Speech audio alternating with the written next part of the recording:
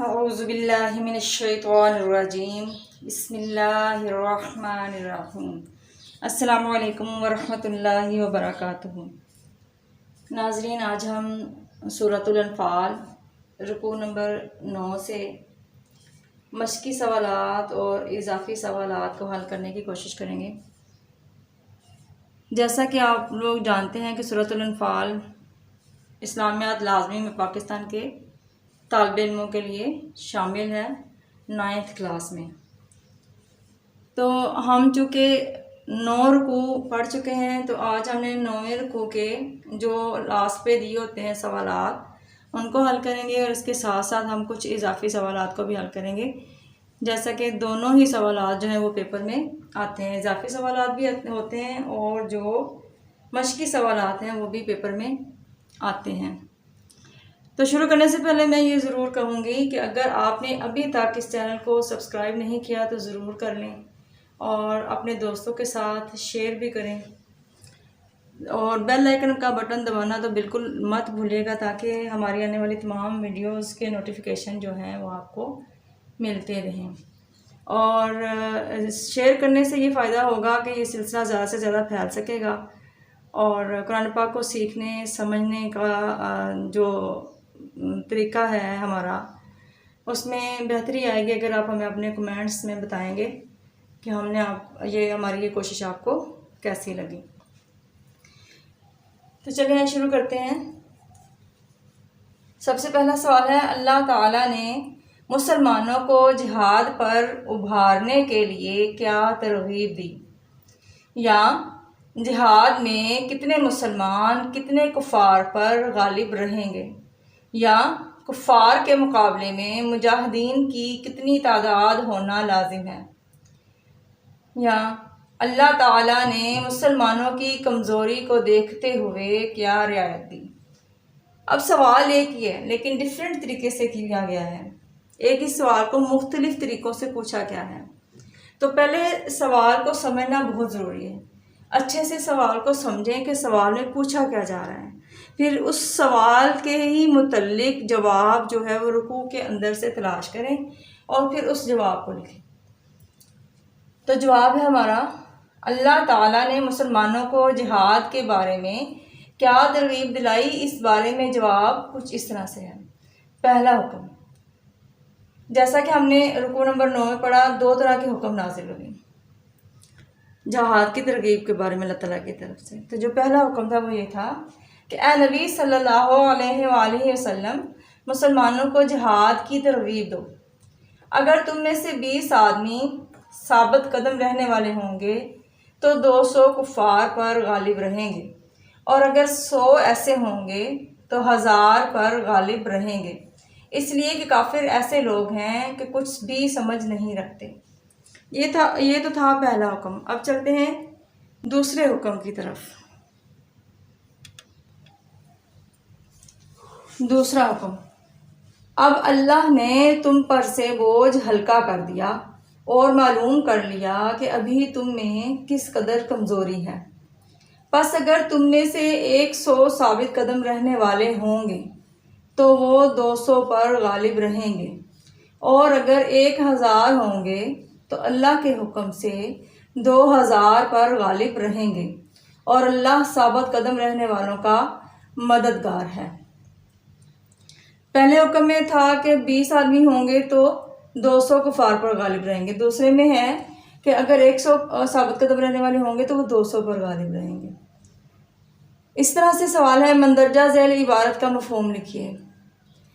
آیت یا آیت کا کچھ حصہ دیا جاتا ہے اور کہا جاتا ہے مندرجہ ذیل عبارت کا مفہوم لکھیے۔ تو سب سے پہلے ہم نے کرنا ہوتا ہے با محاورہ ترجمہ، اور اس کے بعد ہم نے اپنے الفاظ میں اسی ترجمے کے متعلق بات بتانی ہوتی ہے کہ ہمیں اس ترجمے میں کیا بات سمجھائی جا رہی ہے۔ عبارت ہے، ما کان لنبی ان یکون لہ اسری حتی یثخن فی الارض تریدون عرض الدنیا واللہ یرید الآخرہ۔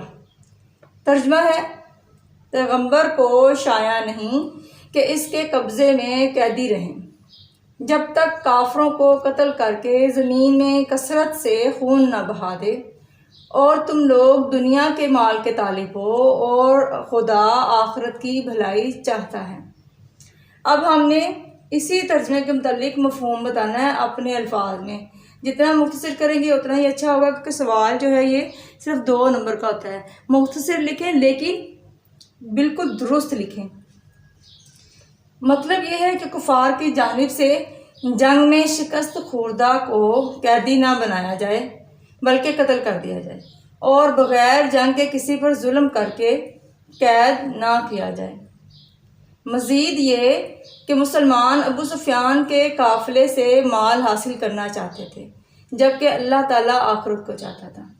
تو ایسا ہی ہوا نا کہ مسلمان چاہتے تھے کہ ابو سفیان کا قافلہ ہاتھ ہے کیونکہ ان کے پاس بہت سا مال ہے، جبکہ اللہ تعالیٰ اسلام کو ثابت کرنا چاہتا تھا، حق کو ثابت کرنا چاہتا تھا اور آخرت کی بھلائی چاہتا تھا۔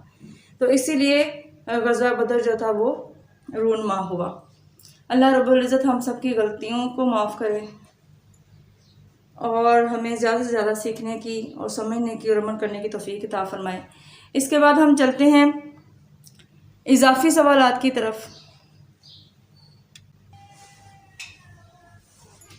اضافی سوالات کچھ اس طریقے سے ہو سکتے ہیں کہ ترجمے کے اندر سے یا لفظی ترجمے کے اندر سے یا بامحاورہ ترجمے کے اندر سے سوال پوچھا جا سکتا ہے، جیسے کہ ہے مال غنیمت کے حلال ہونے کے متعلق قرآنی حکم لکھیں۔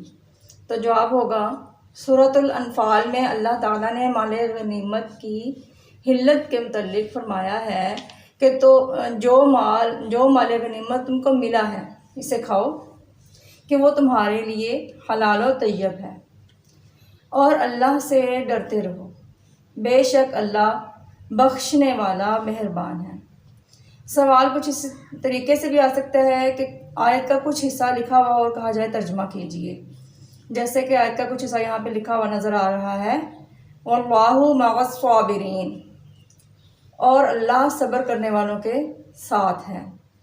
اسی طرح سے کچھ الفاظ بھی دیے جا سکتے ہیں کہ ان الفاظ کے معنی لکھیں یا ترجمہ کریں، اور کچھ متشابہ الفاظ بھی دیے جا سکتے ہیں جو ایک دوسرے سے ملتے جلتے ہوتے ہیں لیکن معنی بالکل مختلف ہوتا ہے، جیسے کہ آپ کو یہاں پر نظر آ رہے ہیں الف اور الفا۔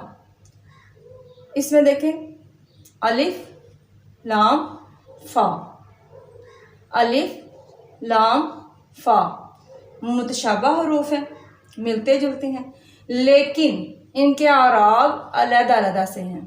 یہاں پہ دیکھیں اور یہاں پہ دیکھیں، تو اعراب علیحدہ علیحدہ ہونے کی وجہ سے ان کے معنی بھی بالکل علیحدہ علیحدہ ہیں، ٹھیک ہے۔ اور دوسرا ان دونوں میں فرق یہ ہے کہ یہاں پہ دیکھیں لام ایک ہی ہے، جبکہ یہاں پر شد ہونے کی وجہ سے 2 لام ہیں، ٹھیک ہے۔ تو ہم نے دونوں کا ترجمہ کرنا ہوگا۔ الفن کا معنی ہے 1000 اور الفا کا معنی ہے الفت ڈال دی، یعنی محبت ڈال دی۔ تو یہ تو تھا چھوٹی سی کوشش تاکہ آپ لوگوں کو اچھے طریقے سے سمجھ آ جائے کہ سوالات جو ہیں وہ کس طریقے سے ہم نے حل کرنے ہوتے ہیں اور اضافی سوالات کس طریقے سے آتے ہیں۔ اللہ رب العزت ہم سب کے لیے آسانیاں پیدا فرمائے۔ یہ صرف اسٹوڈنٹس کے لیے ہی نہیں ہے بلکہ تمام مسلمانوں کو چاہیے کہ قرآن پاک کو ترجمے اور تفسیر اور اچھے طریقے سے سمجھنے کی کوشش کیا کریں تاکہ قرآن پاک پر عمل کرنے میں ہمیں آسانی ہو اور ہم دنیا اور آخرت کی نیکیاں سمیٹ سکیں۔ اللہ تعالیٰ ہم سب کے لیے آسانیاں پیدا فرمائے۔ وما علینا الا البلاغ المبین۔